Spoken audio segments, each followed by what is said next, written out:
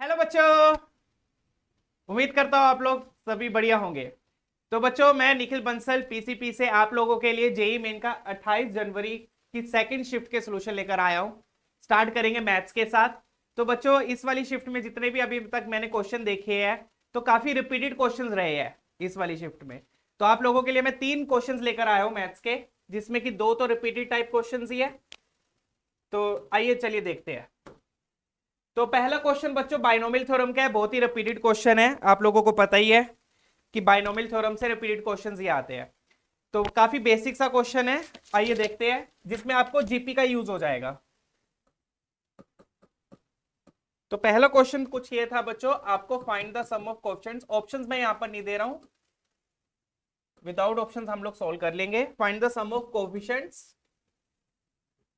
Of x raised power 499 and x raised power 500 in, ये आपको expression given है, इसके एक्सपेंशन में आपको इन दोनों के कोएफिशिएंट्स का सम निकालना है। तो अगर आप देखोगे तो ये वाला जो क्वेश्चन है ये बच्चों बहुत बार आया हुआ है जेई मेन में, जिसमें आप जीपी के सम का फॉर्मूला लगाकर और फिर आप कोएफिशिएंट बड़े प्यार से निकाल लेते हो। ठीक है, तो ये आपको सीरीज गिवन है, राइट। तो आप इजीली देख सकते हो ये जो सीरीज है ये जीपी बना रही है ना। तो क्या हो रहा है, इसमें हर टर्म में एक्स मल्टीप्लाई हो रहा है और 1 प्लस एक्स से डिवाइड हो रहा है। तो इसका मतलब तो कॉमन रेशो क्या हो गई, let's write the solution now. बहुत ही सिंपल सॉल्यूशन है इसका। तो फर्स्ट टर्म तो आपकी हो गई 1 plus x whole raised power 1000। Okay, common ratio क्या हो गई, एक्स मल्टीप्लाई हो रहा है, 1 प्लस एक्स डिवाइड हो रहा है, तो कॉमन रेशो हो गई x upon 1 plus x. Okay, अब नंबर ऑफ टर्म्स कितनी होंगी बता सकते हैं। अब जनरली बच्चे यहां गड़बड़ करते हैं, नंबर ऑफ टर्म्स क्या ले लेंगे, टोटल 1000 ले लेंगे। बट अगर आप ध्यान से देखोगे बच्चों, 1 प्लस एक्स की पावर 1000 से लेकर कहां तक जा रही है, 0 तक जा रही है, और एक्स की पावर 0 से स्टार्ट होकर कहां तक जा रही है, 1000 तक जा रही है। तो काउंटिंग 0 से स्टार्ट हो रही है, तो इसका मतलब टोटल टर्म्स कितनी होंगी, 1001। ओके, तो अब क्योंकि ये जीपी है तो जीपी के सम का फॉर्मूला लगा देंगे, जो कि होता है ए इंटू 1 माइनस आर की power n upon 1 minus r, right. चलिए फॉर्मूला लगा देते हैं। तो ए अपने को पता है 1 plus x whole raised power 1000 into 1 minus r कितना है यहाँ पर, x upon 1 plus x, x की पावर 1001 अपॉन 1 माइनस आर। तो ये आ गया। अब बेसिकली यहां पर इसको आप कैसे सोल्व करेंगे, एलसीएम लेके बेटा। तो अगर आप एलसीएम लोगे, ये बन गया एक्स की पावर 1001 और ये बन गया 1 प्लस एक्स की पावर 1001। तो बेसिकली एलसीएम लेने के बाद ये कुछ ऐसा दिखेगा, लेट मी शो यू। आपने एलसीएम लिया, ये बन गया 1 प्लस एक्स की पावर 1001 माइनस एक्स की पावर 1001, राइट। नीचे देखो, नीचे भी अगर आप जब आप एलसीएम लोगे तो 1 प्लस एक्स माइनस एक्स आएगा, तो एक एक्स एक्स कैंसिल हो जाएगा, नीचे 1 बचेगा। और ये वाला जो 1 प्लस एक्स है, ये वाले 1 प्लस एक्स की पावर 1001 से कैंसिल होके नीचे फिर आपके पास बचेगा 1 प्लस एक्स की पावर 1000। क्लियर हुआ। एलसीएम लेने के बाद क्या करना है, बिल्कुल सिंपल है बेटा। यहाँ पे एलसीएम लिया, नीचे बच गई पावर 1 प्लस एक्स की पावर 1001। यहां पर जब एलसीएम लोगे तो ये बचेगा 1 अपॉन 1 प्लस एक्स। तो ये वाला 1 प्लस एक्स मैंने इस वाले से कैंसिल कर दिया, तो यहाँ पे पावर 1000 बच गई। तो अब आप क्लियरली देख सकते हो ये वाला पार्ट भी क्या हो गया, कैंसिल। तो आपके पास सिर्फ क्या बचेगा, तो जीपी का फॉर्मूला लगाने के बाद बहुत ही सिंपल सी एक्सप्रेशन आपके पास ये बच जाती है बच्चों, ये बच जाएगा। तो इसमें आपको साफ दिख रहा है, आपको एक्स की पावर 499 और एक्स की पावर 500 कहां से मिलेगा, इस एक्सपेंशन से मिलेगा। ये तो ऑलरेडी एक्स की पावर 1001 एक ही टर्म है, ठीक है। तो सम ऑफ कोएफिशिएंट्स आपके पास क्या आएंगे बच्चों, let me write here, sum of coefficients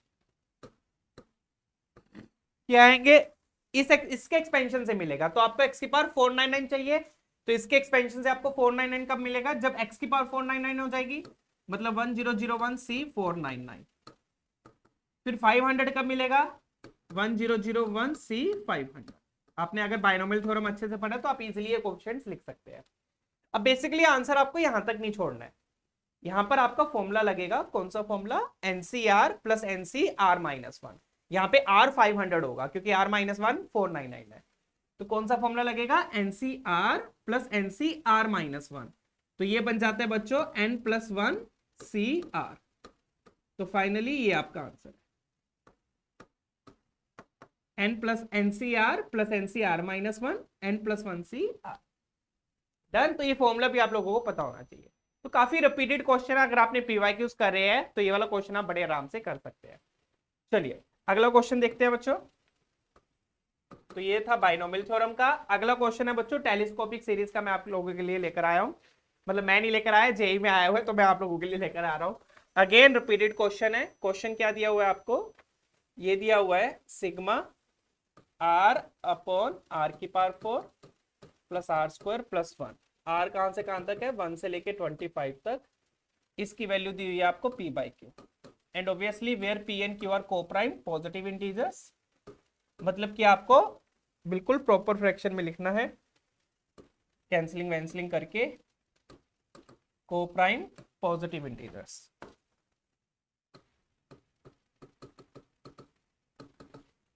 तो इसकी वैल्यू निकालने के बाद आपने कंपेयर करना है। कंपेयर करके होगा P एंड Q आ जाएंगे, फिर आपको वैल्यू बतानी है P plus Q। Okay done. ये क्वेश्चन है अगेन बहुत ही सिंपल और रिपीटेड क्वेश्चन है, बट इसमें अगर आपको इसका फैक्टराइजेशन आना चाहिए, किसका, ये जो आपको एक्सप्रेशन गिवन है इसकी जनरल टर्म का। ठीक है,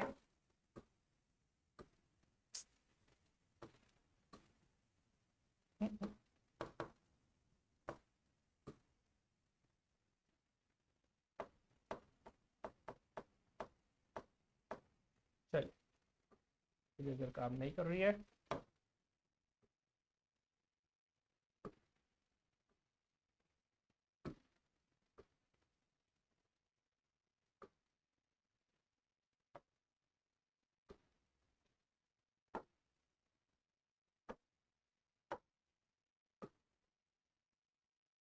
ओके डन। तो यहां पर बच्चों आपको जनरल टर्म दी हुई है। जनरल टर्म क्या दी हुई है, ये दी हुई है। ठीक है, अब जनरल टर्म पे ना बात करते हुए सबसे पहले मैं किस पे बात करता हूँ, डिनोमिनेटर पे। डिनोमिनेटर को कैसे फैक्टराइज करोगे आप, तो यहाँ पर R की power 4 plus R square plus 1 ये दिया हुआ है। इसको कैसे फैक्टराइज करोगे आप, इसमें क्या करो, R स्क्वायर ऐड कर दो और R स्क्वायर सब्ट्रैक्ट कर दो। ऐसा क्यों किया, ताकि ये जो तीन टर्म्स मिलकर आपको साफ दिख रहा है ये क्या बनाएगी, परफेक्ट स्क्वायर। तो ये क्या बन गया, R स्क्वायर प्लस 1 का whole square minus R square. इतना करने के बाद अब यहाँ पे क्या लगा दो, A square minus B square. तो इतना करने के बाद जब आप यहाँ पे A square minus B square लगाओगे तो आपको दो फैक्टर्स मिल जाएंगे बड़े प्यार से। तो बेसिकली डिनोमिनेटर को आप कैसे फैक्टराइज करोगे, R स्क्वायर ऐड करके और R स्क्वायर सब्ट्रैक्ट करके। ऑब्वियसली ऐड किया तो सब्ट्रैक्ट तो करना ही पड़ेगा, राइट। तो ये दो फैक्टर्स आ गए। तो अब दिखाता हूं मैं जनरल टर्म को आप लोग कैसे लिखोगे। तो जनरल टर्म आपको क्या गिवन थी, R अपॉन, डिनोमिनेटर को मैं फैक्टराइज फॉर्म में लिख रहा हूं। तो ये आपके पास दो फैक्टर्स आ गए। अब अगर आप इन दोनों फैक्टर्स को गौर से देखोगे बच्चों, जनरली हम क्या करते हैं टेलीस्कोपिक सीरीज में कि इन दोनों फैक्टर्स का डिफरेंस ऊपर लिखा होता है, राइट, यही देखते हैं। तो अगर आप इन दोनों फैक्टर्स का डिफरेंस देखोगे तो कितना आएगा डिफरेंस, कितना आ रहा है, 2R आएगा। तो अपने पास तो ऊपर सिर्फ R ही है, तो आपने क्या किया, 2 से मल्टीप्लाई 2 से डिवाइड, इस तरीके से। ठीक है, 2 से मल्टीप्लाई 2 से डिवाइड, डन। फिर ऊपर वाले 2R को आप क्या लिख दोगे, ऊपर वाले 2R को नीचे वाले फैक्टर्स के डिफरेंस की फॉर्म में लिख दो, इस तरीके से। और फिर आप क्या कर दोगे, इसको स्प्लिट कर दोगे।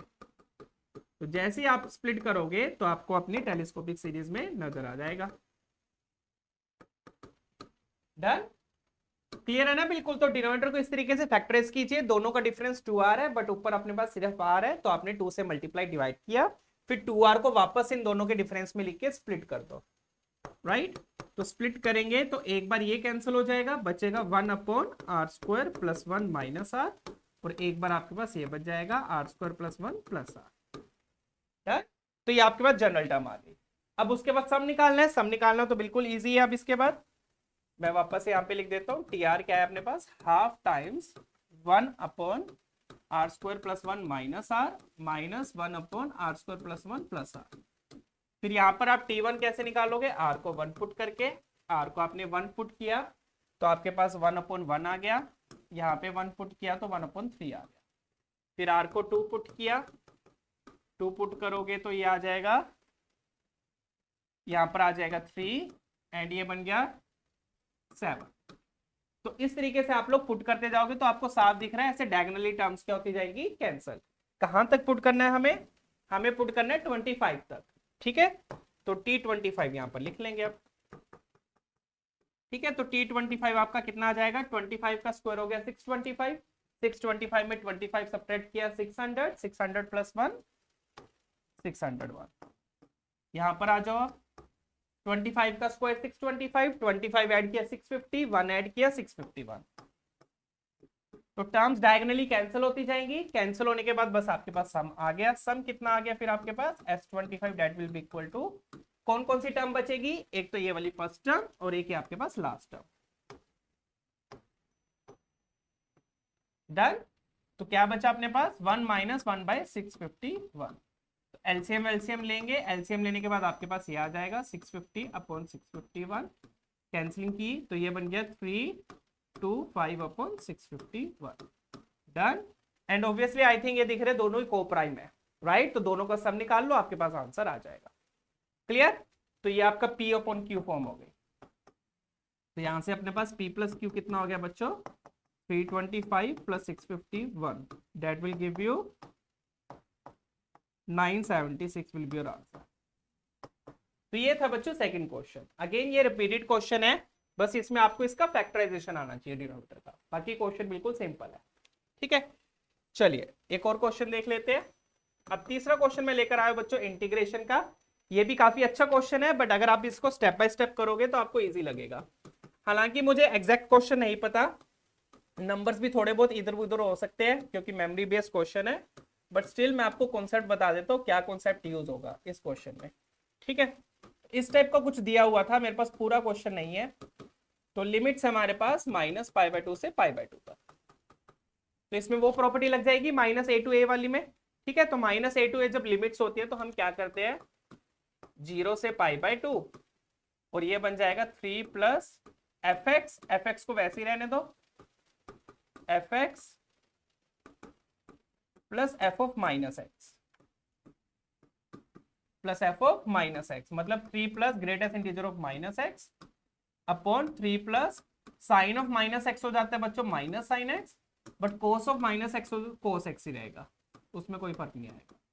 यही प्रॉपर्टी होती है -a to a में आप क्या करते हो, 0 to a fx plus f of minus x.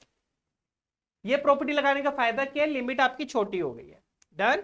फिर आप ये वाली प्रॉपर्टी यूज कीजिएगा बच्चों, minus greatest integer of minus x को आप क्या लिखोगे, -1 माइनस ग्रेटेस्ट इंटीजर एक्स, इस तरीके से आप लोग लिख सकते हो। ऑब्वियसली हम इंटीजर्स कंसीडर नहीं करेंगे, हम इंटरवल्स में देख रहे हैं, राइट। तो यहां पर अपन फिर क्या लिखेंगे, 0 to π/2। अगर आपने पहले तोड़ना है पहले भी तोड़ सकते हैं, 1 पे तोड़ लो, बात वही रहेगी, ठीक है।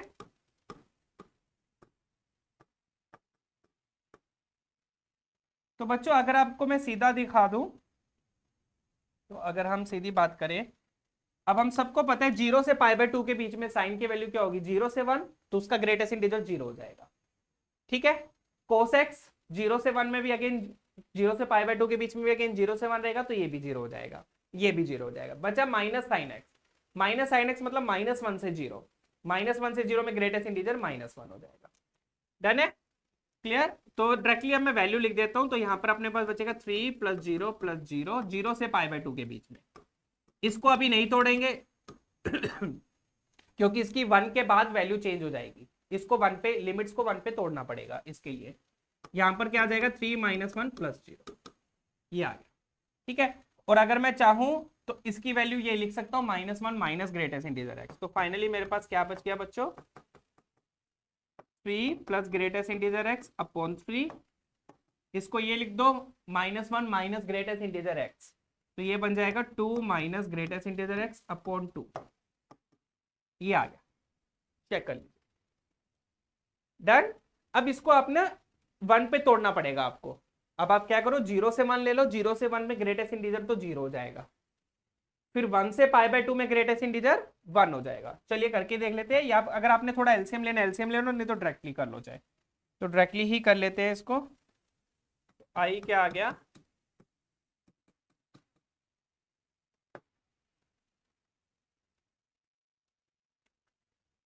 0 से pi by 2 3 plus greatest integer x upon 3 और 2 minus greatest integer x upon 2, ये आ गया। अब इसको 1 पे तोड़ना पड़ेगा, तो 1 पे तोड़ा तो 0 से 1 में ग्रेटेस्ट इंटीजर एक्स तो क्या हो गया 0 और 3 अपॉन 3 1, वहां पे भी 0, 2 अपॉन 2 1। फिर 1 से पाई बाय 2 में ग्रेटेस्ट इंटीजर एक्स 1 हो जाएगा, तो 1 हो गया तो ये बन गया 4/3 और वो बन गया 1/2। इस तरीके से बच्चों ये क्वेश्चन सोल्व हो जाएगा बड़े प्यार से। तो ये बन गया 2 टाइम्स 1 माइनस 0, ठीक है। और ये क्या बन जाएगा, ये 8 plus 3 11/6, 11/6 times pi by 2 minus 1, done. तो ये आ गया आपके पास 2 और ये कितना आ गया 11 पाई बाय 12 माइनस 11/6, तो ये हो गया 12, तो 1/6 आ जाएगा। तो ये बन गया 11 पाई बाय 12 प्लस 1/6। अगर और आपने सिंप्लीफाई करना है तो ये बन जाएगा 11 पाई प्लस 2/12। इस तरीके से आप लोग सोल्व कर सकते हैं, ठीक है। तो बेसिकली इस क्वेश्चन में क्या किया बच्चों, अपन ने माइनस पाई बाय 2 से पाई बाय 2 में अपन ने प्रॉपर्टी लगा दी -a to a वाली, fx plus f of minus x 0 to a।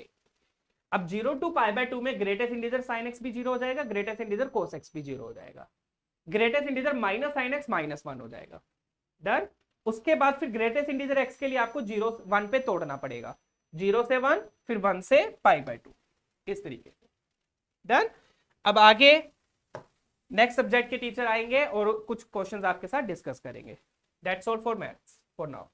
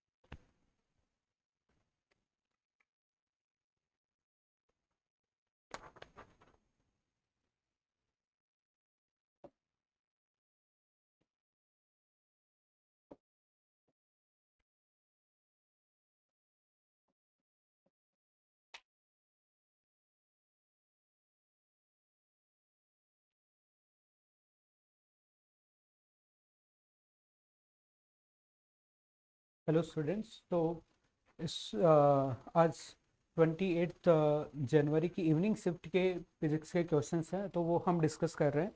तो एक तो क्वेश्चन इसमें गेट से आया हुआ है, जिसमें अपने को गेट कुछ इस तरीके से गिवन है कि ये अपने पास में एक पीएन जंक्शन है, ठीक है, और ये एक रेजिस्टेंस है ऐसे कनेक्टेड है, और एक और पीएन जंक्शन है यहाँ पे, और ये अपने पास में कनेक्टेड है, सी पॉइंट्स हैं ऐसे, ठीक है।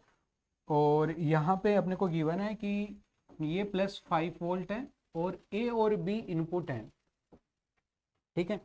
ए और बी अपने को इनपुट गिवन है, और अपने को ये बताना है कि ए और बी इनपुट है और सी आउटपुट है अपने पास में, तो ये किस तरीके का गेट बनेगा, ठीक है।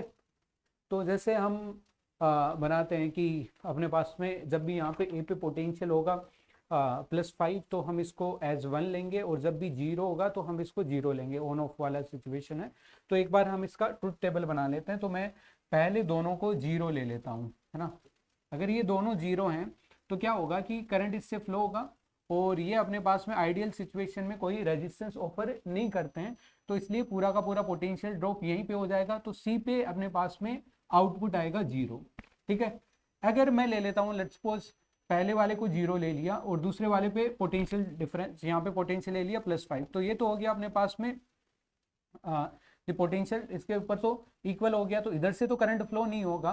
बट यहाँ पे अगर मैं देखूँ तो ये अगेन फॉरवर्ड बायस में होने की वजह से इधर से करंट फ्लो होगा और पूरा का पूरा करंट इस तरह से फ्लो हो जाएगा। तो यहाँ पे अगेन सी पे जो आउटपुट अपने को मिलेगा वो 0 मिलेगा। ठीक है, अगर मैं ऐसे ही लेता हूँ, सिनेरियो चेंज करता हूँ, ए पे +5 लेता हूँ और ये अपने पास में 0 लेता हूँ, तो अगेन क्या होगा, बी वाला फॉरवर्ड बायस हो जाएगा जिसकी वजह से करंट फ्लो होगा और पूरा +5 यहाँ पे ड्रॉप हो जाएगा और उसकी वजह से सी के ऊपर पोटेंशियल ड्रॉप फिर से 0 हो जाएगा। अगर मैं दोनों को +5 ले लेता हूँ तो क्या होगा उस केस में, ये अपने पास में +5 या फिर 10 वोल्ट ले लेता हूँ, ये अपने पास में रिवर्स बायस बन जाएंगे और रिवर्स बायस बनने की वजह से कोई करंट फ्लो नहीं होगा। करंट नहीं फ्लो होने की वजह से अगर यहाँ पे +5 है तो यहाँ पे भी अपने पास में +5 आएगा, तो ये अपने पास में 1 बन जाएगा। अगर इसके क्रोस्पॉन्डिंग मैं गेट देखूं तो ये एंड गेट का ट्रूथ टेबल होता है, क्योंकि एंड गेट में अपने पास में होता है y=a.b, और अगर इसका हम ट्रूथ टेबल बनाते हैं तो कुछ इस तरीके से आता है, तो इसका आंसर एंड गेट है। ठीक है, नेक्स्ट क्वेश्चन चलते हैं। तो नेक्स्ट क्वेश्चन इवनिंग शिफ्ट में एक क्वेश्चन थर्मोडायनेमिक्स से आया हुआ है। तो थर्मोडायनेमिक्स में इन्होंने एक साइक्लिक प्रोसेस अपने को क्वेश्चन में दी गई थी, ये पीवी ग्राफ है और साइक्लिक प्रोसेस कुछ इस तरीके से है दैट ये अपने पास में ऐसा साइकिल है। ठीक है, एक ट्रायंगुलर शेप अपने को गिवन है और इसमें वैल्यूज अपने को बताई गई थी और ये वैल्यू है 100 ऐसा यूनिट में है ये अपने पास में Nm/m² में, और यहाँ पे ये वैल्यू है 300। ठीक है, और यहाँ पे ये वॉल्यूम है, ये भी ऐसा यूनिट में अपने को गिवन है, ये वॉल्यूम है 2 और ये वॉल्यूम है अपने पास में 5। और अब इसमें वैसे बच्चे ने जो अपने को बताया उसमें उन्होंने कुछ स्पेसिफाई नहीं किया था कि ये साइक्लिक प्रोसेस किस तरीके से है, तो मैं ऐसे ले लेता हूँ कि ये साइक्लिक प्रोसेस है। ठीक है, और अपने को निकालना है कि इसमें वर्क डन कितना होगा। तो जैसा आप जानते हैं कि वर्क डन किसी साइक्लिक प्रोसेस में पीवी ग्राफ का एरिया हो जाता है, एरिया ऑफ पीवी ग्राफ। तो यहाँ पे तो बहुत आसान है कैलकुलेट करना, ये अपने पास में ट्रायंगल है और ट्रायंगल का एरिया हो जाता है हाफ बेस हाइट, तो हाफ टाइम्स ऑफ बेस, और बेस अपने पास में 3 है एंड टाइम्स ऑफ हाइट अपने पास में वो ये वाली है और ये हो जाएगी कितनी 300 - 100, तो ये हो जाएगी 200, तो ये अपने पास में 200 हो जाएगी। तो यहाँ से अपने पास में आ जाता है 300 और सब कुछ ऐसा यूनिट्स में है, सो दैट्स व्हाई ये अपने पास में वर्क डन हो जाएगा 300 जूल। ठीक है, नेक्स्ट अपने पास में एक क्वेश्चन आया हुआ था, वो साउंड वेव से आया हुआ था। तो साउंड वेव में एक क्वेश्चन था कि वेव का स्पीड अपने को गिवन है, कि वेव का स्पीड है वो किसी मीडियम में 400 मीटर्स पर सेकेंड है, और क्या होता है कि इस मीडियम में हमने इसका एडियाबेटिक कांस्टेंट है, इसको हमने 1% से चेंज किया है, और इसका डेंसिटी है इसको हमने 0.5% से चेंज किया है। तो चेंज इन साउंड स्पीड क्या होगा ये अपने को बताना है इस क्वेश्चन में। ठीक है, तो देखो यहाँ पे अगर मैं देखूँ तो परसेंटेज चेंज है वो स्मॉल है, तो इसलिए फ्रैक्शनल चेंज वाला फॉर्मूला लगा सकता हूँ। उसके लिए पहले तो मेरे को साउंड के स्पीड का फॉर्मूला पता होना चाहिए। तो साउंड के स्पीड का फॉर्मूला अपने पास में लाप्लास करेक्शन से आता है, ये तो ये gamma p divided by rho आता है। ठीक है, तो वहां से अगर मैं कैलकुलेट करता हूँ डेल्टा v बाई वी, तो ये आ जाता है 1/2 times of delta rho by rho plus delta gamma by gamma. ठीक है, वैसे ये माइनस रहेगा डेंसिटी वाला, और अपने पास में नेक्स्ट हो जाएगा plus delta p by P. ठीक है, अब जैसा इंफॉर्मेशन दिया गया है उसमें ये बताया गया है कि गामा में तो 1% चेंज होता है और जो डेंसिटी में चेंज है वो 0.5% है। तो मैं अगर यहाँ से कैलकुलेट करूँ डेल्टा v बाई वी, तो ये आ जाएगा 1/2 टाइम्स ऑफ ये हो जाएगा -0.5। मैं 100 से ऑलरेडी मल्टीप्लाई कर चुका हूँ, तो इसलिए मैं डायरेक्टली परसेंटेज चेंज लिख रहा हूँ, और डेल्टा गामा बाई गामा ये अपने पास में 1 है, तो यहाँ से आ जाएगा डेल्टा v बाई वी। तो delta v by v, okay next page पे चलते हैं। तो डेल्टा v बाई वी आ गया, ये आ गया 1/2 टाइम्स ऑफ एंड 1 - 0.5, तो ये आ जाएगा 0.5, तो ये आ जाएगा 0.25। ठीक है, अब जो डेल्टा v है ये परसेंटेज में है, एंड टाइम्स ऑफ 100 भी आएगा इस इट मीन्स यहाँ पे, ठीक है। तो delta v by v times of 100 है, ये अपने पास में 0.25 है। अब यहाँ से डेल्टा वी कैलकुलेट करना है मेरे को, तो ये आ जाएगा वी है 400 डिवाइडेड बाई 100 टाइम्स ऑफ 0.25, ठीक है। तो यहाँ से अगर मैं कैलकुलेशन करूँ तो ये आ जाएगी 1 मीटर्स पर सेकेंड, तो 1 मीटर्स पर सेकेंड की वेलोसिटी चेंज हो जाएगी इसमें, ठीक है। नेक्स्ट क्वेश्चन अपने को गिवन था इस वाले पेपर में, वो एक क्वेश्चन आया हुआ है रेडियस ऑफ न्यूक्लियाई से, ठीक है। तो रेडियस ऑफ न्यूक्लियाई से जो क्वेश्चन गिवन था, ठीक है, वो कुछ इस तरीके से था कि कोई एक एटम है, न्यूक्लियाई है, उसका रेडियस है अल्फा एटॉमिक मास नंबर है, इसके लिए रेडियस है आर अल्फा, और बीटा एटॉमिक मास नंबर है, इसके लिए रेडियस है आर बीटा। और ये रिलेशन अल्फा और बीटा में अपने को दिया गया था इस क्वेश्चन में कि बीटा इक्वल्स टू 8 अल्फा है, तो r alpha divided by r beta क्या होगा।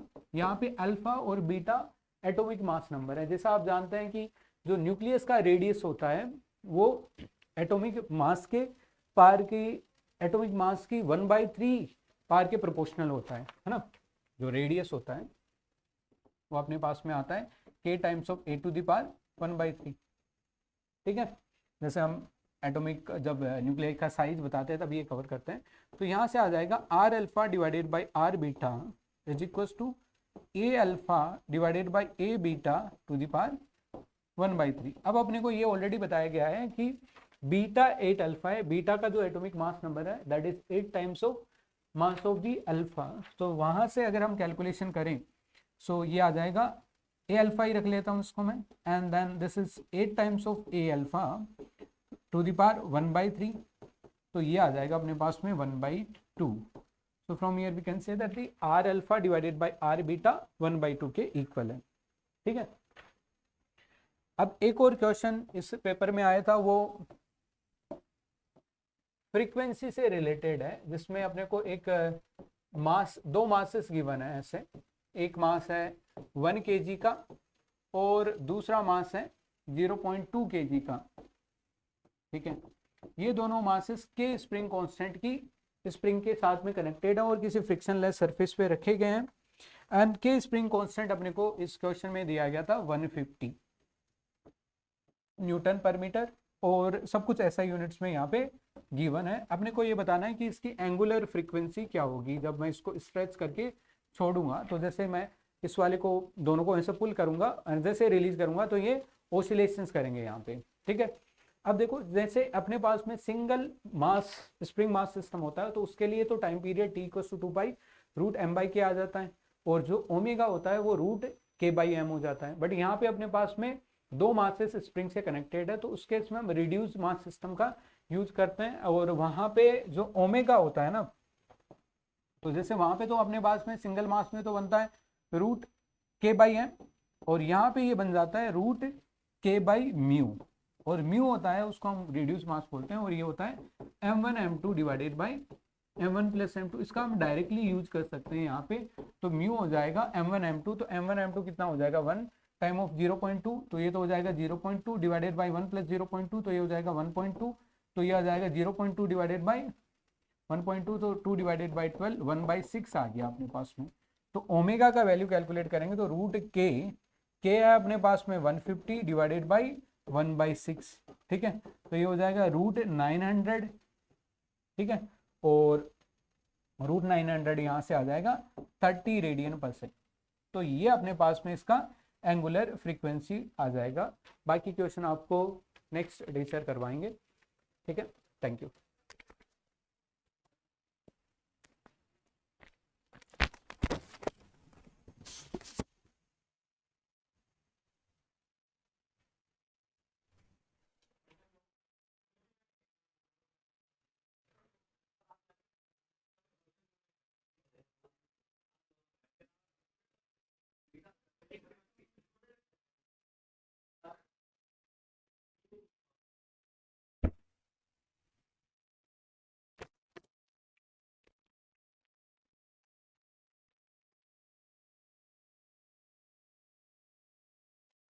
तो केमिस्ट्री से कुछ और सवाल हैं। और सवाल इसने पूछे हैं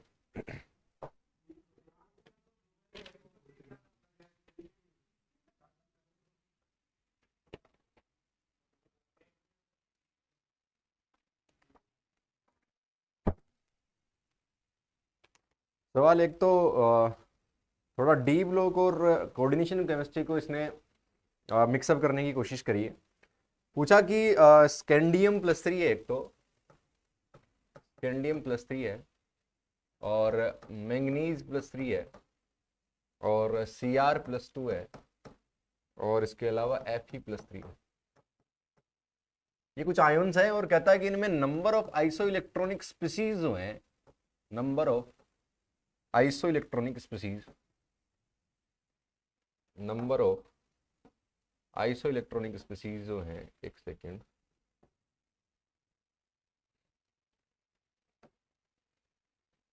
आइसो इलेक्ट्रॉनिक स्पीसीज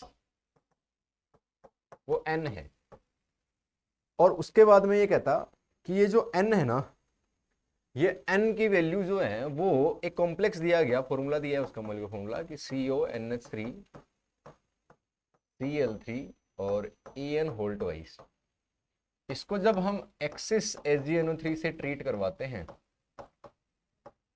तो फिर बाद में यहां पर n नंबर ऑफ AgCl मिलता है, AgCl का पीपीटी मिलते हैं, ठीक है। तो ये n की वैल्यू ये है मतलब। तो पहले अब ये कहता है कि बाद में इसमें नंबर ऑफ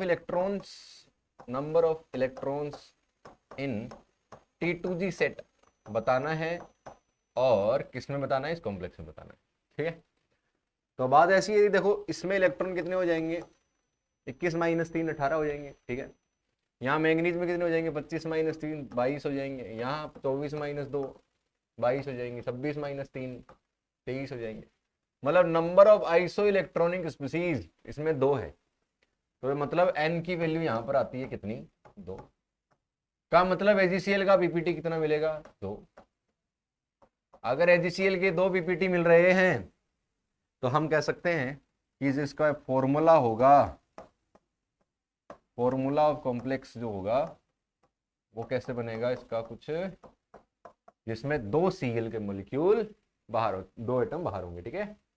तो यहाँ पर CONH3 Cl और En होल ट्वाइस ऐसे रखना पड़ेगा ताकि दोनों Cl जो हैं वो बाहर रहे। कोऑर्डिनेशन नंबर 6 है, बिल्कुल सही बात, तभी इसने T2G में पूछा है ना। तो अब यहाँ पर हम निकाल लेंगे कोबाल्ट की ऑक्सीडेशन स्टेट।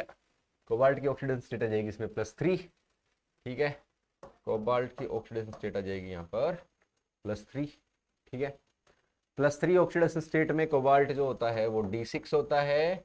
अब देखो नाइट्रोजन डोनर्स दे रखे हैं, ज्यादा स्ट्रॉन्ग फील्ड लिगेंड्स हैं तो हम इसको स्ट्रॉन्ग ही लेकर करेंगे आगे, इसलिए ये लो स्पिन कॉम्प्लेक्स बनाएगा स्ट्रॉन्ग फील्ड लिगेंड की वजह से। अब बात ऐसी है कि अगर D6 का लो स्पिन है तो फिर बाद में हम इसके डायग्राम में इलेक्ट्रॉन भर देते हैं। लो T2G में देखो 6 इलेक्ट्रॉन थे ना, ठीक है। तो 6 इलेक्ट्रॉन थे, तो वो 6 इलेक्ट्रॉन भरने के लिए आप स्ट्रॉन्ग फील्ड की तरह भरे। T2G में 6 आ गए, EG में 0 आ गए, जिसमें पूछा उसमें बता देंगे, 6 आंसर हो जाता। ये एक सवाल अच्छा खासा सवाल था, ठीक था, मतलब कोऑर्डिनेशन से तो सवाल पूछ ही रहा है। खैर इसके अलावा एक क्वेश्चन हो रहा है, कहता कि NO2 जो, अब अधूरा सा क्वेश्चन है ये, बच्चों ने जो जिस हिसाब से दिया है ना, मतलब क्या लिख के दिया है। NO2 के बारे में अगर पूछा होगा कि भाई ये इलेक्ट्रोफिलिक एरोमेटिक सब्स्टिट्यूशन रिएक्शंस में इलेक्ट्रोफिलिक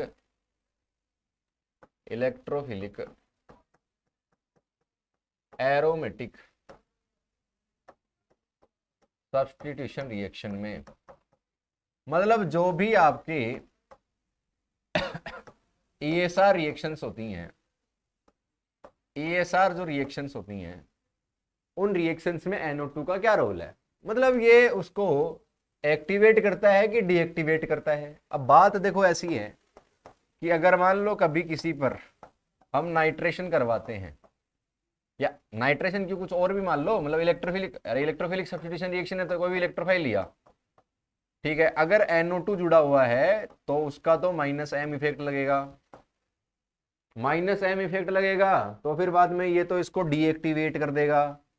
इसलिए इलेक्ट्रोफिलिक एरोमेटिक सब्स्टिट्यूशन रिएक्शन में, मतलब ESR रिएक्शंस में NO2 जो है वो एक डीएक्टिवेटिंग ग्रुप पाया जाएगा, तो वो डीएक्टिवेटिंग हो जाएगा।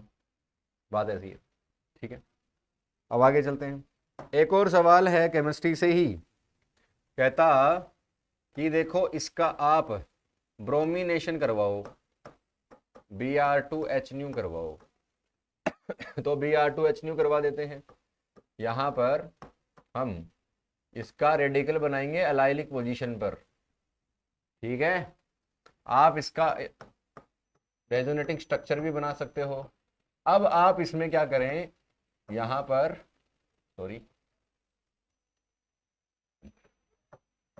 अब आप यहां पर इसमें Br रेडिकल को जोड़ दो, Br रेडिकल को जोड़ दो। Br रेडिकल जोड़ने से अलाइलिक और 3 डिग्री पोजीशन वाला आपका आंसर हो जाता, ठीक है। यहाँ पर भी जोड़ सकते हैं, अकॉर्डिंग टू ऑप्शन देखना था। फिर बाद में देखो ये थर्मोडायनेमिकली कंट्रोल्ड प्रोडक्ट है ये वाला, यहाँ Br आ जाएगा, ये TCP आ जाएगा, ठीक है। अब इसके अलावा अगर अपन बात करें तो इसी क्वेश्चन में पहला स्टेटमेंट तो ये था, ठीक है। दूसरा स्टेटमेंट कहता कि भाई एक टोलुइन इसने लिखी, टोलुइन पर Br2Fe किया गया, ठीक है। लुईस एसिड की प्रेजेंस में ये electrophilic aromatic substitution reaction show करेगा। ऑर्थो और पैरा प्रोडक्ट पूछे थे, ये इसके ऑर्थो और पैरा प्रोडक्ट हो जाते। फिर बाद में अगला ये बोलता कि इसी टोलुइन पर अगर हम Br2 in H करवाएं तो क्या होगा, तो बेंजाइलिक पोजीशन पर Br आ जाएगा, और क्या होगा, ठीक है। बेंजाइलिक पोजीशन पर रेडिकल सबसे ज्यादा स्टेबल होते हैं, मतलब ज्यादा स्टेबल हो गए यहाँ पे। इसके अलावा ये शायद ये पूछना चाहता है कि यहाँ डाइएजोनियम सोल्ट है, अधूरा सा क्वेश्चन भेजा है बच्चों ने, मेमोरी बेस्ड जो है, ये डाइएजोनियम सोल्ट है, इसमें Cu2Br2 उसने किया, तो यहाँ फिर बाद में ब्रोमोबेंजीन बन जानी थी, यहाँ इसमें ब्रोमोबेंजीन बन जानी थी, ठीक है।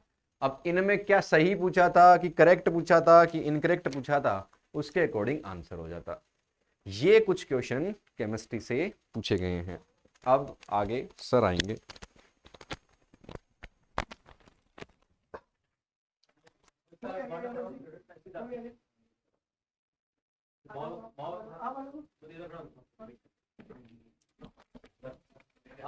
मैं दांत फाड़ूंगा सर।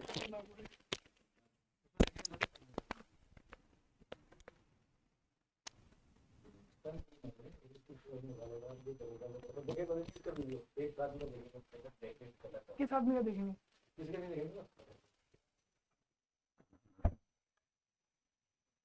रिकॉर्डिंग स्टॉप हुई नहीं है।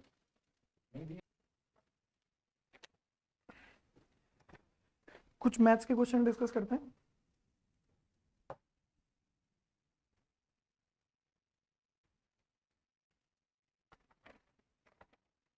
क्वेश्चन है बेटा,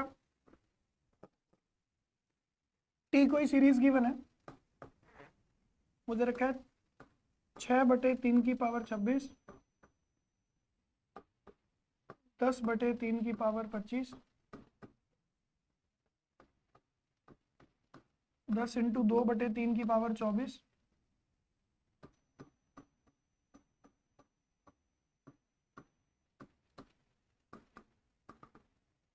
और ये सिलसिला चल रहा है 10 × 2 की पावर 24/3 की पावर 1।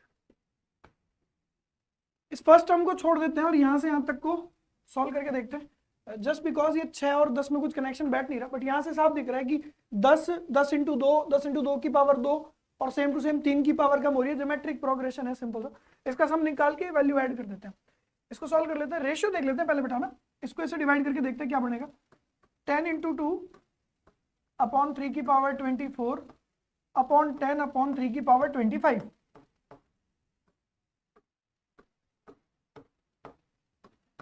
साफ सुथरी कैलकुलेशन। कॉमन रेशियो कितना लग गया? 6। कॉमन रेशियो 6 लग गया। टर्म्स देख लेते हैं कितनी है। 3 की पावर 1 से लेके 3 की पावर 25 तक की गाड़ी है, तो 25 टर्म्स रही होगी इसमें, जिसमें फर्स्ट टर्म क्या रही होगी? 10 बटे 3 की पावर 25, और कॉमन रेशियो रहा होगा 6। सम लिख देते हैं। अपन जानते हैं सम क्या आता है। सम आता है ए मतलब 10 अपॉन 3 की पावर 25। कॉमन रेशियो 1 से बड़ा है तो r की पावर n-1, तो 6 की पावर 25 माइनस 1 अपॉन 6 माइनस 1 कितना लगेगा? 5, और इसमें ऐड करने वाले अपन 6 बटे 3 की पावर 26।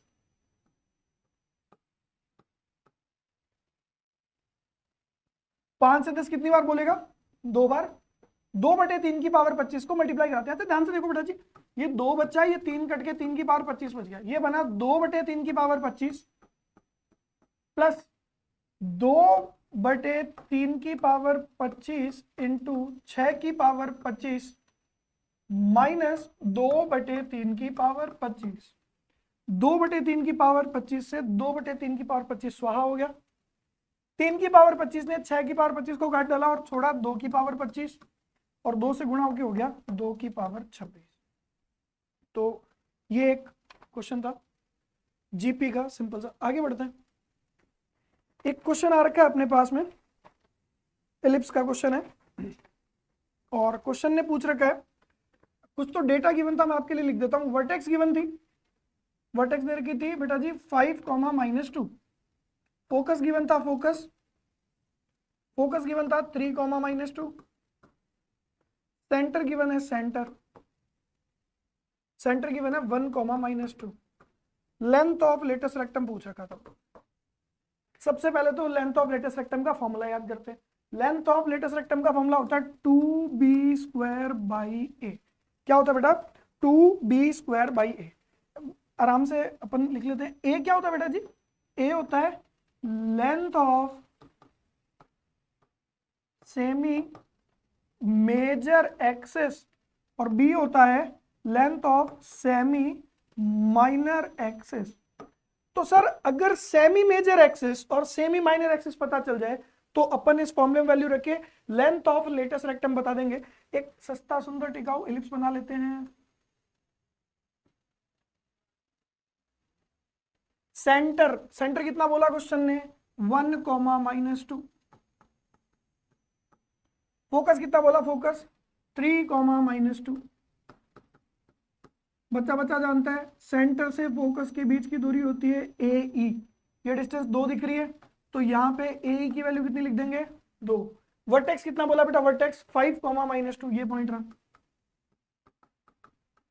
सेंटर से वर्टेक्स के बीच की जो डिस्टेंस होती है वो A होती है, तो यहां से अपन बोलेंगे 1, -2 और 5, -2 के बीच की डिस्टेंस A कितना आ गया बेटा जी?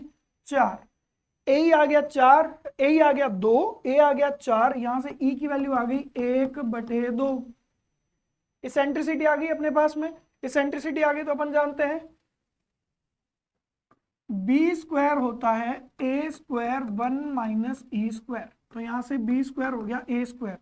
ए कितना आया था अपने पास?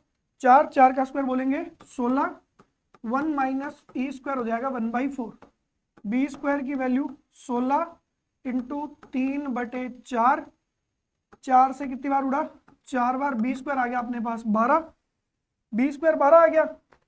a कितना आ गया अपने पास में? 4, और उधर आ गया 2। तो क्या लिखेंगे अपन? 2 into 12/4। 2 into 12/4। 2 bar 6 bar. Length of latus rectum कितना बोलेंगे अपन? 6। सरल क्वेश्चन। एक और सवाल आ रखा है, बाइनोमियल थ्योरम का एक क्वेश्चन है। क्वेश्चन था स्टेटमेंट में ट्रू फॉल्स पूछ रखे थे। एक क्वेश्चन का पार्ट ये था 25 की पावर 13, 20 की पावर 13,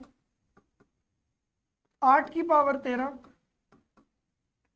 3 की power 13 is divisible by 7।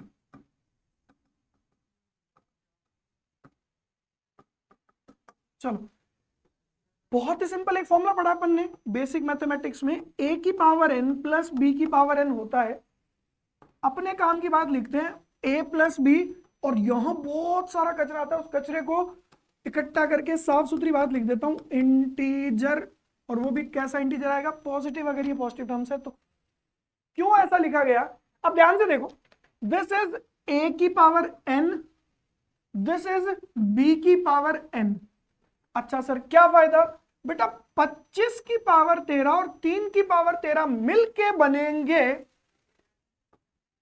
28। 25 plus 3 28, साथ में आएगा पॉजिटिव इंटीजर जिसका नाम रख देता हूं λ1, प्लस अगेन a की पावर n प्लस b की पावर n, 20 और 8 हो गए 28, अगेन 28, और साथ में आएगा इंटीजर λ2। 28 उठाया कॉमन, पीछे आया λ1 प्लस λ2, 28 इंटू इंटीजर साफ साफ दिख रहा है बेटा 7 से क्या हो गया? डिविजिबल। Statement 1 is correct. ऐसे ही स्टेटमेंट पूछ रखा था कि 7 प्लस 4 रूट 3 की पावर 25 का इंटीग्रल पार्ट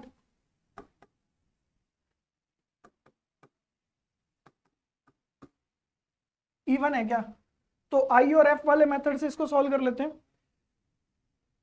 ये नंबर कुछ इंटीग्रल पार्ट लेकर आएगा, कुछ फ्रैक्शनल पार्ट लेकर आएगा, और इसको बाइनोमियली एक्सपेंड कर देते हैं। बाइनोमियल एक्सपेंशन बनेगा इसका 25c0 7 की पावर 25 प्लस 25c1 7 की पावर 24 4 रूट 3 की पावर 1, और लास्ट टर्म लिख देते हैं 25c25 4 रूट 3 की पावर 25। अब इसका एक फ्रैक्शनल पार्ट, नया फ्रैक्शनल पार्ट डिफाइन करते हैं f डैश से, जो इसमें अपन यहाँ माइनस लगा देंगे, और माइनस लगा के अपन इसको लिखते हैं 7 माइनस 4 रूट 3 की पावर 25। आपके दिमाग में क्वेश्चन आएगा कि सर इसका इंटीग्रल पार्ट क्यों नहीं लिखा? तो जवाब है ये वैल्यू 1 से छोटी है, और 1 से छोटी है 0 से बड़ी है, तो इसका इंटीग्रल पार्ट बाय डिफॉल्ट कितना हो जाएगा? 0। इसको भी बाइनोमियल एक्सपेंड कर देते हैं। आप समझ सकते हैं यहाँ अल्टरनेट प्लस माइनस आने शुरू हो जाएंगे। इसकी बारी लगेगी 25c0 7 की पावर 25 माइनस 25c1 7 की पावर 24 4 रूट 3 की पावर 1, और ये अल्टरनेट। अब बताओ लास्ट टर्म पे क्या आएगा? तो देखो 4 रूट 3 के साथ माइनस आ रहा है, तो इवन पावर आएगी जब 4 रूट 3 की तो पॉजिटिव बनाएगी। ऑड पावर जैसे यहाँ ऑड आई तो इसने क्या बनाया? माइनस। 25वीं पावर क्या होती है? ऑड। तो यहाँ भी क्या आ जाएगा? माइनस। ये बन जाएगा बेटा 25c25 4 रूट 3 की पावर 25। चलिए इसको मैं लिखता हूं इक्वेशन 1, इसको लिखता हूं इक्वेशन 2। जजमेंट अपने ऊपर है, अपन फाइंड क्या करना चाहते हैं? अपन इस आई पे कमेंट करना चाहते हैं। आई पे कमेंट करने के लिए आप इंटीग्रल पार्ट को जिंदा रखो। इंटीग्रल पार्ट को जिंदा रखने के लिए इन दोनों इक्वेशन को ऐड कर दिया जाए तो फायदे में रहेंगे। ऐड करने का मतलब सर देखो ध्यान से, 4 रूट 3 की पावर 1 यहाँ प्लस में है और 4 रूट 3 की पावर 1 यहाँ माइनस में है। रूट जब इवन पावर में आएगा तो इंटीजर बनेगा, ऑड पावर में आएगा तो इर्रेशनल टर्म बनेगा। हमें इर्रेशनल टर्म नहीं चाहिए, तो अपन इनको क्या करेंगे?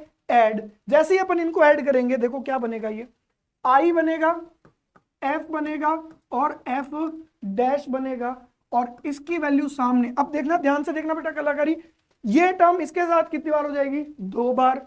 इन दोनों की आपस में क्या हो गई? हत्या। ऐसे ही इसकी अगली टर्म मैं बोलता हूं, ध्यान से सुनेंगे, 25c2 7 की पावर 23 4 रूट 3 का स्क्वायर कितनी बार आएगी? 2 बार। हर टर्म 2 बार आएगी और उस टर्म का मसाला क्या होगा? इंटीजर। तो अपन यहाँ क्या बोलेंगे? अपन यहाँ बोलेंगे जो भी जुगाड़ आएगा वो 2 लैम्डा टाइप का आएगा, जहां पे लैम्डा क्या है? लैम्डा है पॉजिटिव इंटीजर। ठीक है सर, मान ली बात, आगे बढ़ो। जवाब सुनते रहना, इस पे कमेंट करना है। 2 इंटू लैम्डा पूरा मुझे क्या दिख रहा है? पूरा मुझे दिख रहा है इवन इंटीजर दिख रहा है सर। इवन इंटीजर दिख रहा है सर, इवन इंटीजर दिख रहा है। तो अब आप बात कर सकते हैं फ्रैक्शनल पार्ट एफ की। फ्रैक्शनल पार्ट एफ 0 से क्या होगा? बड़ा। सर क्यों होगा? जवाब है 7 प्लस 4 रूट 3 की पावर 25 एग्जैक्ट इंटीजर नहीं बनेगा, कुछ फ्रैक्शनल पार्ट लेके आएगा, इसलिए मैंने इसको 0 से क्या लिखा है? बड़ा। और फ्रैक्शनल पार्ट की तासीर है कि वो 1 से क्या होता है, छोटा। Same to same f dash 0 से क्या होगा, बड़ा, 1 से क्या होगा, छोटा। दोनों को क्या करेंगे, ऐड। जैसे ही ऐड करेंगे एफ प्लस एफ डैश 0 से बड़ा 2 से छोटा। क्या फायदा सर, बहुत ध्यान से देखेंगे, इंटीजर के बीच में फंस गया लाला और सामने भी पड़ा है इंटीजर। इक्वेशन बैलेंस करने के लिए लाला को बनना पड़ेगा integer. F plus F dash की इंटीग्रल वैल्यू एक ही हो सकती है, 0 से बड़ी 2 से छोटी में कितनी, 1। इसकी वैल्यू 1 उधर गई तो इंटीग्रल पार्ट आई आ गया 2 लैम्डा माइनस 1। 2 लैम्डा हो गया सर जी इवन। इवन माइनस 1 को क्या क्लेम करेंगे, ऑड इंटीजर क्लेम कर देंगे। तो यहां पे अपन बोलेंगे कि 7 प्लस 4 रूट 3 की पावर 25 का इंटीग्रल पार्ट एक ऑड इंटीजर है। सवाल ने बोला इवन इंटीजर, गलत है। तो क्या बोलेंगे, statement 1 is true, statement 2 is false. Good evening students. ये हमारे पास कुछ केमिस्ट्री के मेमोरी बेस्ड क्वेश्चंस आए हैं। बच्चों ने जो शाम वाली शिफ्ट में जो पेपर में क्वेश्चंस आए हैं केमिस्ट्री के, उनको हम थोड़ा डिस्कस करते हैं, देखते हैं कि क्वेश्चन किस टाइप के थे और उनके क्या प्रोबेबल आंसर है। तो पहला क्वेश्चन ये था जो केमिकल काइनेटिक्स से आया था बेटा। क्वेश्चन ये था कि अगर हम log k को प्लॉट करें वर्सेस 1/t, तो यहाँ पे जो ग्राफ आता है log k वर्सेस 1/t, एक स्ट्रेट लाइन ग्राफ आता है। तो इस लाइन का जो स्लोप है वो क्या होगा, और यहाँ पे जो y एक्सिस पे इंटरसेप्ट बनता है वो इंटरसेप्ट क्या होगा। तो आपको आर्हेनियस इक्वेशन पता होगी कि k इक्वल टू होता है a इंटू में e की power minus EA by RT। और अगर मैं इसको लॉग फॉर्म में लिखूं तो log k इक्वल टू आता है log a माइनस में EA डिवाइड बाई 2.303 RT। अब आप देख सकते हो कि log k वर्सेज 1/t तो हम प्लॉट ही कर रहे हैं, तो जो इंटरसेप्ट बनेगा ये log a होगा, मतलब इंटरसेप्ट तो आपका log a बन जाएगा, और जो स्लोप है वो स्लोप आ जाएगा माइनस EA बाई 2.303 R। ये स्लोप की वैल्यू होगी। तो ये जो भी ऑप्शन थे उसके अकॉर्डिंग आप देख सकते हो। तो सिंपल क्वेश्चन था केमिकल काइनेटिक्स का, जिसमें log k वर्सेज 1/t हम ये ग्राफ केमिकल काइनेटिक्स में पढ़ते हैं, आर्हेनियस इक्वेशन में पढ़ते हैं, और इसके बेस पे आप किसी रिएक्शन की एनर्जी ऑफ एक्टिवेशन भी फाइंड आउट कर सकते हो। तो ये एक क्वेश्चन था बड़ा। दूसरा क्वेश्चन था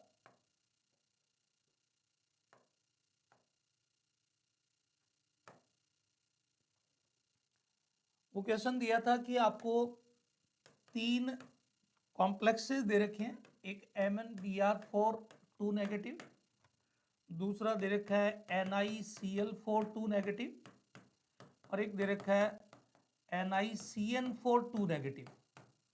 और आपसे इनके जो स्पिन ओनली मैग्नेटिक मोमेंट्स पूछे हुए हैं। तो आपको पता है इसमें जो मैग्नीज है उसकी ऑक्सीडेशन स्टेट +2 है, और मैग्नीज +2 का कॉन्फ़िगरेशन आपको पता है आर्गन के बाद 3d5 होगा। और आपको पता है ब्रोमाइड आयन एक वीक लिगेंड, आप कह सकते हो वीक फील्ड लिगेंड है। तो इस कॉम्प्लेक्स में आपको पता है 5 इलेक्ट्रॉन अनपेड इलेक्ट्रॉन होंगे। इस तरीके से डी में ये 5 अनपेड इलेक्ट्रॉन होंगे। तो 5 अनपेड इलेक्ट्रॉन के हिसाब से इसका जो स्पिन ओनली मैग्नेटिक मोमेंट है वो आप कैलकुलेट कर सकते हो। √35 जो नियर अबाउट बड़ा कोई 5.9 के आसपास आएगा बोर मैग्नेटोन में। दूसरा आप देखिए कि इसमें निकल +2 है, और निकल +2 का कॉन्फ़िगरेशन 3d8 आएगा। ये भी आपको पता है एक टेट्राहेड्रल कॉम्प्लेक्स है, और D8 कॉन्फ़िगरेशन है। तो इसमें अनपेड इलेक्ट्रॉन, मैं कहूँगा 2 अनपेड इलेक्ट्रॉन होंगे। तो इसका जो स्पिन ओनली मैग्नेटिक मोमेंट है वो 2 × 2 + 2, मतलब मैं कहेंगे √8, या आप कह सकते हो 2.828, ये इसका स्पिन ओनली मैग्नेटिक मोमेंट आ जाएगा। लेकिन आप देखिए कि यहाँ पे जो कॉम्प्लेक्स साइनाइड आयन के साथ दे रखा है, इसमें भी निकल की ऑक्सीडेशन स्टेट तो वही +2 है, कॉन्फ़िगरेशन 3D8 है, लेकिन आपको ये भी पता है कि साइनाइड एक स्ट्रॉन्ग लीगेंड है, स्ट्रॉन्ग फील्ड लीगेंड है। तो ये कॉम्प्लेक्स स्क्वायर प्लेनर होता है और इसमें मेटल आयन की जो हाइब्रिडाइजेशन है वो DsP2 है। और आप देखिए कि इसका जो कॉन्फ़िगरेशन बनेगा वो ये आ जाएगा बेटा, डी सब सेल में यहाँ पे ये 8 इलेक्ट्रॉन आ जाएंगे, एक d ऑर्बिटल खाली हो गया और आगे 4s और p ऑर्बिटल भी खाली पड़े तो हाइब्रिडाइजेशन DsP2 हो जाएगी। तो इस कॉम्प्लेक्स में कोई अनपेड इलेक्ट्रॉन नहीं है, तो इस कॉम्प्लेक्स का जो स्पिन ओनली मैग्नेटिक मोमेंट है वो 0 हो जाएगा। तो ऑप्शंस आपको दिए होंगे। इस पहले कॉम्प्लेक्स का जो मैग्नीज का ब्रोमाइड आयन के साथ कॉम्प्लेक्स है उसका मैग्नेटिक मोमेंट कोई 5.9 के आसपास आएगा। NiCl4 2 नेगेटिव का जो मैग्नेटिक मोमेंट है वो 2.8 के आसपास आएगा और जो लास्ट वाला कॉम्प्लेक्स है इसका मैग्नेटिक मोमेंट 0 ही होगा।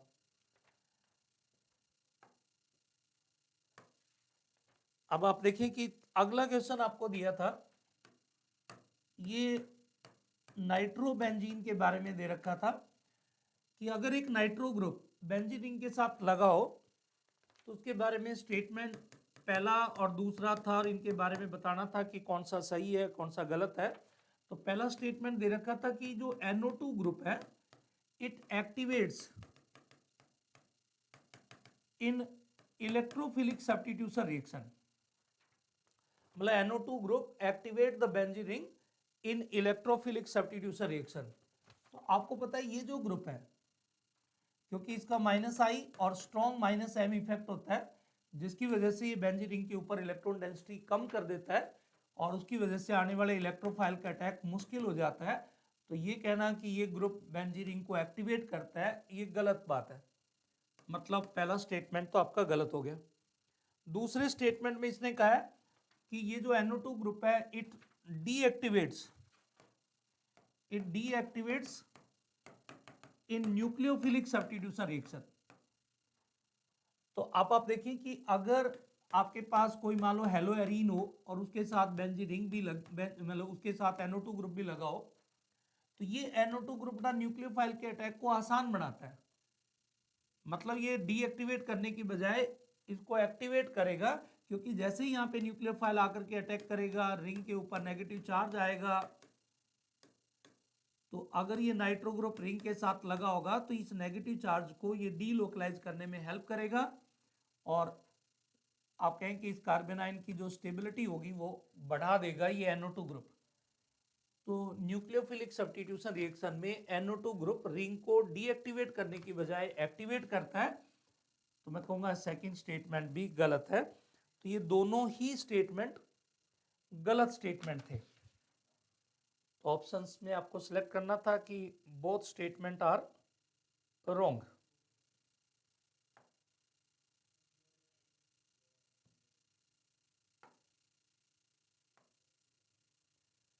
अब आप देखें कि जो नेक्स्ट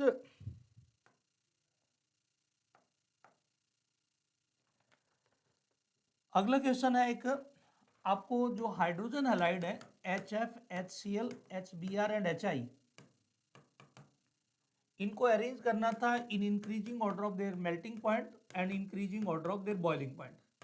तो अगर हम पहले बॉइलिंग पॉइंट की बात करें तो HF का जो बॉइलिंग पॉइंट है वो इन सब में हाईएस्ट होता है due to strong hydrogen bonding, मतलब HCl का सबसे कम होगा, क्योंकि जब HCl से HI तक जाते हो तो मॉलिक्यूलर मास बढ़ने की वजह से, मॉलिक्यूलर साइज बढ़ने की वजह से जो फोर्सेज है, जो डाइपोल डाइपोल इंटरेक्शन है उनकी स्ट्रेंथ बढ़ती है। तो HCl का बॉइलिंग पॉइंट कम होता है, HBr का ज़्यादा होता है, HI का और ज़्यादा होता है और HF का बॉइलिंग पॉइंट एक्सेप्शनली हाईएस्ट होता है ड्यू टू हाइड्रोजन बॉन्डिंग। लेकिन मेल्टिंग पॉइंट में आपको याद रखना है कि HF का मेल्टिंग पॉइंट HI से थोड़ा कम होता है। इसका मतलब ऑर्डर यहाँ पे बनेगा HCl, HBr, उसके बाद HF आता है और सबसे ज़्यादा मैं कहूँगा HI आएगा। तो ये इनके मेल्टिंग एंड बॉइलिंग पॉइंट का इंक्रीजिंग ऑर्डर बनता है। तो शायद ये ऑप्शन सब में किसी एक ऑप्शन में दिया होगा। तो ये क्वेश्चन आसान ही है, थोड़ा मेमोरी बेस्ड क्वेश्चन है, डाटा बेस्ड क्वेश्चन है, NCERT में ये इसके बारे में दिया हुआ है बेटा। नेक्स्ट एक क्वेश्चन और है, वो आपको बोरेक्स बी टेस्ट से दिया है। उसने कहा है कि अगर हम बोरेक्स को गर्म करें, आपको पता है बोरेक्स होता है Na2B4O7.10H2O। अगर हम इसको गर्म करें तो पहले इसमें से वाटर ऑफ क्रिस्टलाइजेशन निकल जाता है और बोरेक्स की आपको पता है स्वेलिंग होती है। ये बोरेक्स के जो क्रिस्टल है वो फूल जाते हैं, लेकिन उसकी और स्ट्रॉन्ग हीटिंग करे तब ये डिकम्पोज होकर के आपको पता है एक ट्रांसपेरेंट बीड में बदल जाता है, एक ग्लासी बीड बन जाती है। और आपको कहा है कि यहाँ पे ये दो कंपाउंड बन रहे हैं, कोई एक्स एंड वाई, मान लो ये एक्स और वाई है, और इनके कांटेक्ट में अगर कॉपर सल्फेट को लाया जाए और फिर दोबारा से गर्म करें, और वो गर्म भी करें अगर हम रिड्यूसिंग फ्लेम में, तो कॉपर की ऑक्सीडेशन स्टेट क्या होगी। तो अब देखिए जो कॉपर सल्फेट है जब आप उसको गर्म करोगे तो पहले तो वो copper oxide and sulphur trioxide में डिकम्पोज होगा। अब ये जो कॉपर ऑक्साइड है जब आप इसको गर्म करोगे बोरेक्स बीड के साथ, तो इसका जो B2O3 कंपोनेंट है, जो बोरोन का ऑक्साइड है, क्योंकि एसिडिक और कॉपर ऑक्साइड बेसिक है, तो इन दोनों की रिएक्शन से कॉपर मेटाबोरेट ये साल्ट बनता है, जिसकी वजह से ग्रीन या आप कहें ब्लूइश बीड बनती है। बीड का कलर पहले तो ग्रीन या ब्लू हो जाता है, लेकिन जब इस बीड को अगर आप रिड्यूसिंग फ्लेम में गर्म करते हैं, तो आपको पता है रिड्यूसिंग फ्लेम में अनबर्न्ड कार्बन पार्टिकल होते हैं जो रिड्यूसिंग एजेंट है। मतलब जब आप येलोइश फ्लेम में, स्मोकी फ्लेम में, सूटी फ्लेम में जब आप इसको गर्म करेंगे तो ये इसको रिड्यूस कर देगा, जिसकी वजह से मेटेलिक कॉपर बन जाएगा। आप वापस आप कह सकते हो कि B2O3 एंड कार्बन मोनोऑक्साइड बन जाएगी। तो इस कॉपर की ऑक्सीडेशन स्टेट मैं कहूंगा कि 0 हो जाएगी बेटा। तो जैसे बच्चों ने बताया कि यहाँ पे कॉपर की ऑक्सीडेशन स्टेट पूछी थी, तो हम ये जो रेडिश ब्राउन बीड बनेगी जिसका कलर रेडिश ब्राउन होगा, रेडिश कलर होगा, इसमें कॉपर की ऑक्सीडेशन स्टेट आप कह सकते हो 0 होगी। तो ये बड़ा कुछ क्वेश्चन थे। अब ये क्योंकि मेमोरी बेस्ड क्वेश्चन थे, इसमें क्या पूछा गया था, जैसा बच्चों ने बताया जिस तरीके से पूछा गया था उसके अकॉर्डिंग इनके आंसर ये बनते हैं। Thank you. अगले टीचर आ रहे हैं।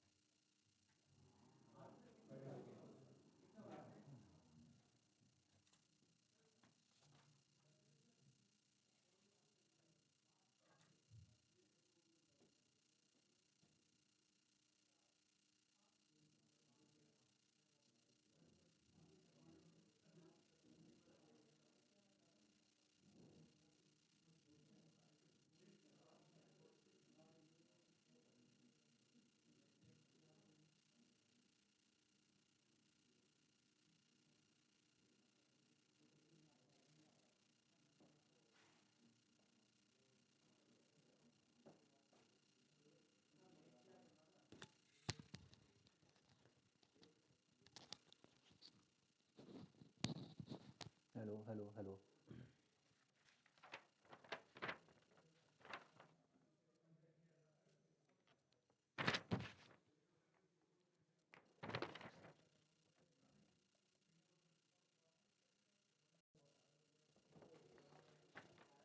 चलिए एक क्वेश्चन देखते हैं।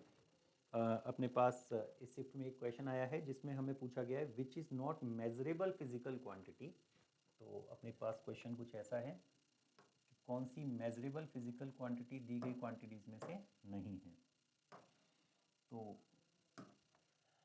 क्वेश्चन है अपने पास which is not measurable physical quantity. 4 physical quantity हमें दी गई थी। एक दिया गया था रेजिस्टेंस, एक दिया गया था रेजिस्टेंस दिया गया था। तो रेजिस्टेंस हम मेज़र कर सकते हैं, इसमें कोई शक संदेह नहीं है। डिस्प्लेसमेंट करंट का भी अपने पास फॉर्मूला रहता है, ID = एप्सिलॉन नॉट d∅e/dt। उससे भी एब्सोल्यूट वैल्यू डिस्प्लेसमेंट करंट की आ जाती है। तीसरा है अपने पास वोल्टेज, तो भाई ये वोल्टेज की एब्सोल्यूट वैल्यू नहीं आ सकती, हाँ वोल्टेज डिफरेंस की एब्सोल्यूट वैल्यू ज़रूर हमें मिलती है। तो इन चारों ऑप्शन में से अपना वोल्टेज ऐसा है जो मेज़र नहीं किया जा सकता है। तो नेक्स्ट क्वेश्चन क्या था देखो, नेक्स्ट क्वेश्चन में हमें पावर दी गई थी फोटोन की, पावर दी गई है फोटोन की, पावर दी गई है हमें फोटोन की 6 मिलीवॉट, है ना, ध्यान रखेंगे मिलीवॉट, मिलीवॉट को वॉट में कन्वर्ट कर लिया 6 गुणा 10 की घात माइनस 3 वॉट, मिलीवॉट को वॉट में कन्वर्ट कर लिया 6 गुणा 10 की घात माइनस 3 वॉट, और लैम्डा दिया है, ये जो फोटोन निकल रहे हैं उन फोटोन की वेवलेंथ दी है 663 नैनोमीटर। तो नैनोमीटर को भी कन्वर्ट कर दो पहले ही मीटर में। अब दोनों मेरे पास यूनिट एसआई यूनिट में ही है। अब मुझसे क्या पूछा गया है, नंबर ऑफ फोटोन प्रति सेकंड कितने निकल रहे हैं, पर सेकंड नंबर ऑफ फोटोन्स कितने एमिट होंगे। तो number of photons per second का जो फॉर्मूला होता है, number of photons per second का जो फॉर्मूला होता है, number of photons per second का जो फॉर्मूला होता है, पर सेकंड का जो फॉर्मूला होता है, किसी लाइट सोर्स से प्रति सेकंड पर सेकंड कितने फोटोन निकल रहे हैं उसका फॉर्मूला होता है पावर कितनी है, जो लाइट सोर्स है उसकी पावर कितनी है, अपॉन में जो फोटोन निकल रहे हैं उनमें से एक फोटोन की एनर्जी कितनी है। पावर कितनी है, जो लाइट सोर्स है उसकी पावर कितनी है, अपॉन में कितनी एनर्जी का एक फोटोन है। तो पावर की वैल्यू हमें पता है, पावर की जगह एक बार पावर पी ही रख दो और एनर्जी की जगह रख देंगे एच सी बाई लैम्डा। सारी वैल्यू मुझे पता है, सारी वैल्यूज़ मुझे पता है। पावर है 6 मिलीवॉट, लैम्डा की वैल्यू 663 नैनोमीटर है, अपॉन में एच की वैल्यू 6.63 गुणा 10 की घात माइनस 14 जूल प्रति सेकंड, और सी की वैल्यू स्पीड ऑफ लाइट की वैल्यू 3 गुणा 10 की घात 8। इस तरीके से सॉल्व करने से अपने पास नंबर ऑफ फोटोन प्रति सेकंड आ जाएंगे। इसी सीरीज में अगला केस है, अगला क्वेश्चन है, अगला क्वेश्चन एक रे ऑप्टिक्स से है। लेंस दिया है, दोनों सरफेस की रेडियस ऑफ कर्वेचर दे रखी हैं। एक सरफेस की रेडियस ऑफ कर्वेचर 10 सेंटीमीटर है, दूसरे सरफेस की रेडियस ऑफ कर्वेचर 20 सेंटीमीटर है। लेंस जिस मटेरियल का बना हुआ है उस मटेरियल का रिफ्रैक्टिव इंडेक्स भी दे रखा है 1.5, और लेंस के सामने 30 सेंटीमीटर की दूरी पर ऑब्जेक्ट को रखा है, 30 सेंटीमीटर की दूरी पर ऑब्जेक्ट को रखा है।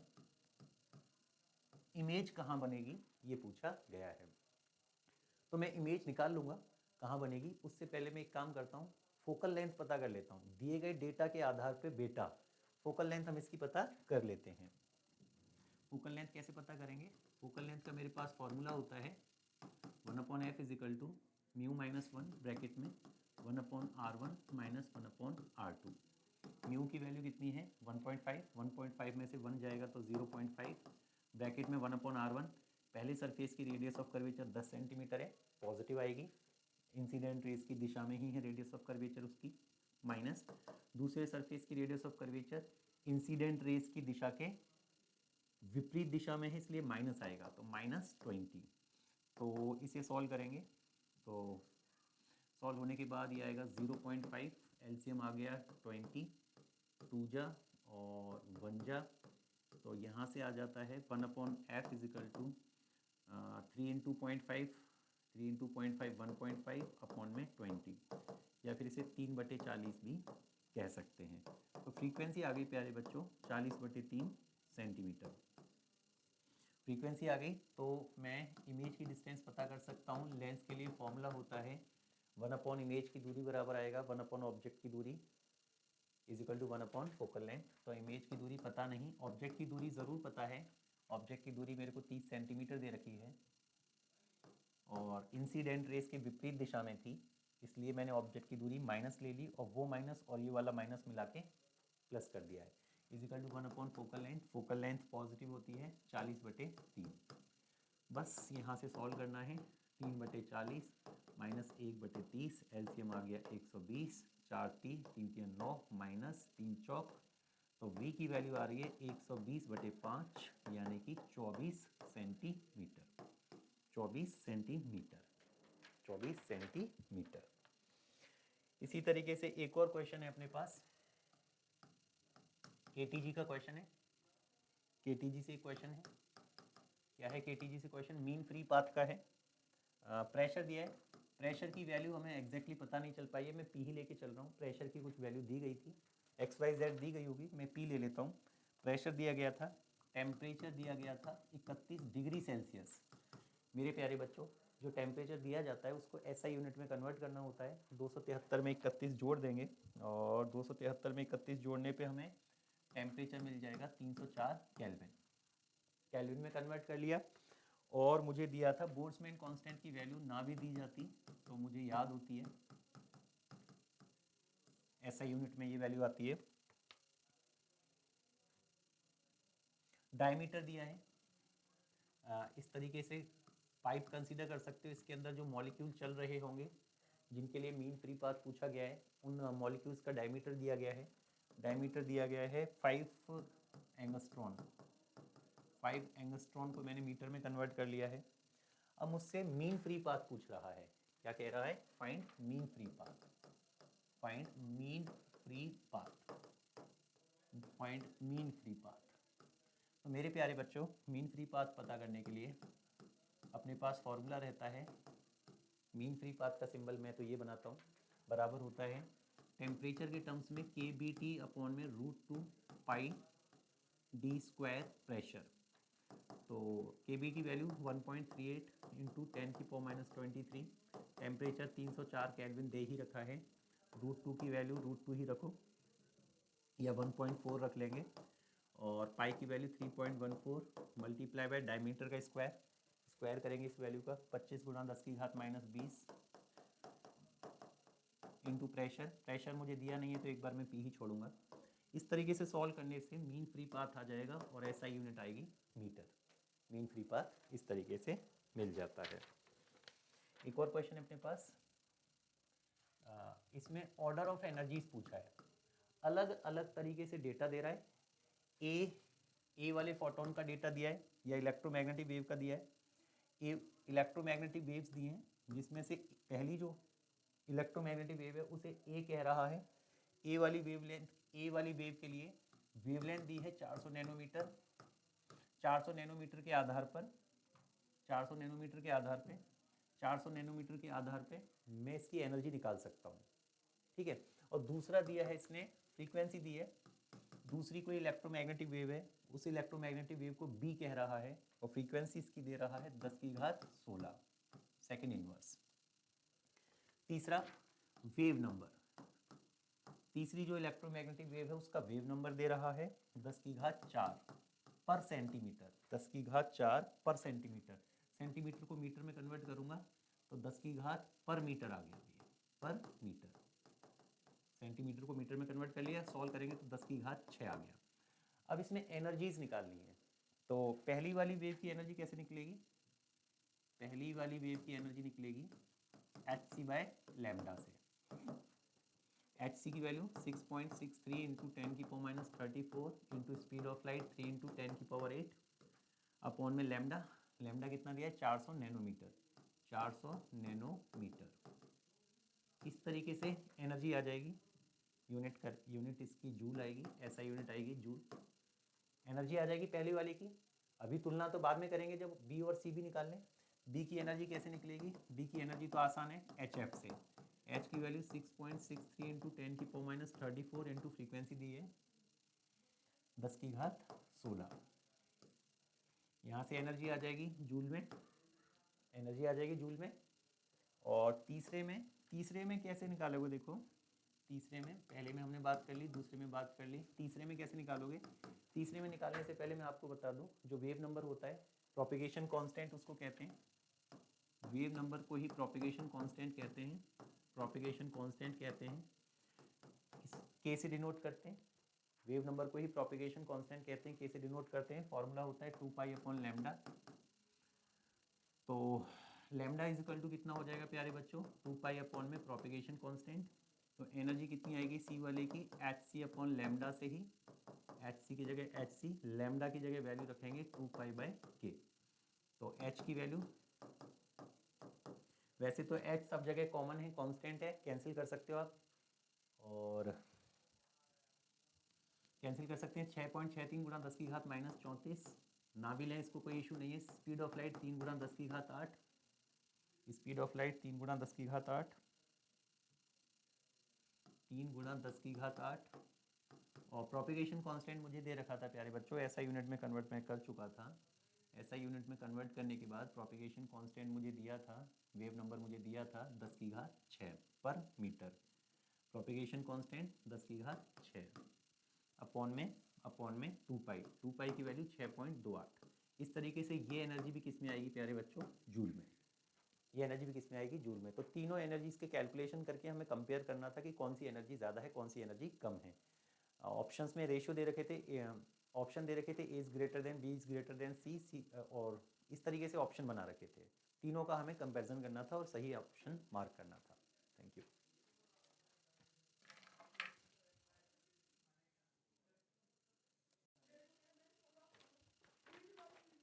जेई मेन 2026 जनवरी अटेम्प्ट के सेकंड सेशन के 2 क्वेश्चन हम लोग डिस्कस कर लेते हैं। इनमें से पहला क्वेश्चन जो आया है that is from inverse trigonometric functions. tan of 2 sin inverse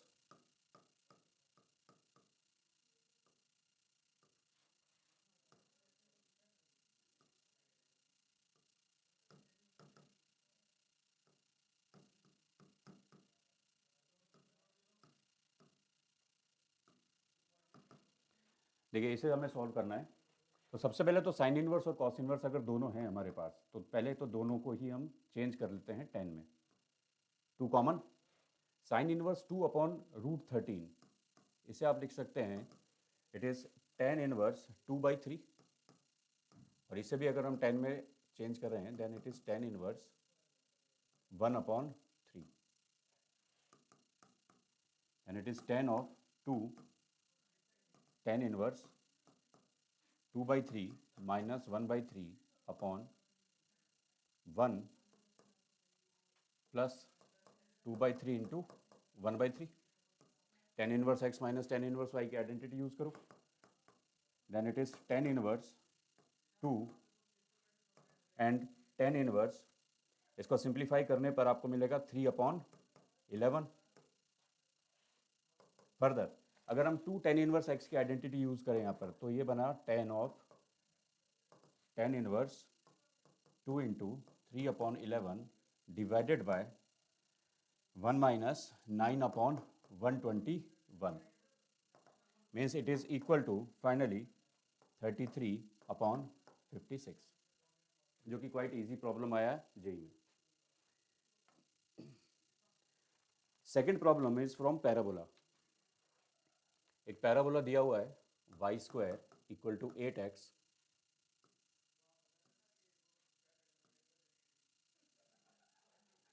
जिसका वर्टेक्स इज a। इस पैराबोला पर कोई 2 पॉइंट्स कंसीडर किए गए, और ये जो ट्राइंगल है ABC, इसके सेंट्रोइड के कोऑर्डिनेट्स आपको दिए हुए हैं। सेंट्रोइड के कोऑर्डिनेट्स आर 7/3 एंड 4/3। तो देखिए पैराबोला के क्वेश्चन में यहाँ पर सबसे पहले तो अगर हम देखें तो a का वैल्यू इज 4, तो इसके 2 पॉइंट्स कंसीडर कर लीजिए। से b point is a² sorry a का वैल्यू इज 2, तो it is 2t² and 4t, इसे हम, and c point is 2t² and 4t2। a point is origin, centroid is 7/3 equal to 0 plus 2t1 square plus 2t2 square upon 3. So t1 square plus t2 square, इसका value हमें मिला 7/2। Similarly 4/3 is equal to 0 plus 4t1 plus 4t2 divided by 3. It means t1 plus t2 is equal to 1. Now t1 square plus t2 square, इसे आप further लिख सकते हो t1 plus t2 square minus 2 t1 t2, which is equal to 7/2, value substitute करें then 2t1 t2 is equal to 1 माइनस 7/2 means it is equal to -5/2। Now finally हमसे जो वैल्यू पूछी जा रही है that is the distance BC square. Now the distance between B and C it is 2t1 square minus t2 square and plus 4t1 minus t2 square। अब देखिए इसके फैक्टर करेंगे तो a square minus b square से आपको t1 minus t two square common मिलेगा। So t1 minus t two square common, यहाँ आपके पास बचता है 4t1 plus t2 square and plus 16। इसे भी आप लिख सकते हैं t1 plus t2 square minus 4t1 t2 and multiplied with 4 t1 plus t2 का वैल्यू ऑलरेडी हमारे पास है, it is 1, so it is 4 plus 16। यहाँ पर भी वैल्यू सब्सटीट्यूट करें then t1 plus t2 is 1, 4t1 t2 का value it is -5, so it is +5 multiplied with 20, so the final answer is 120। Hope ये clear होगा। Thank you.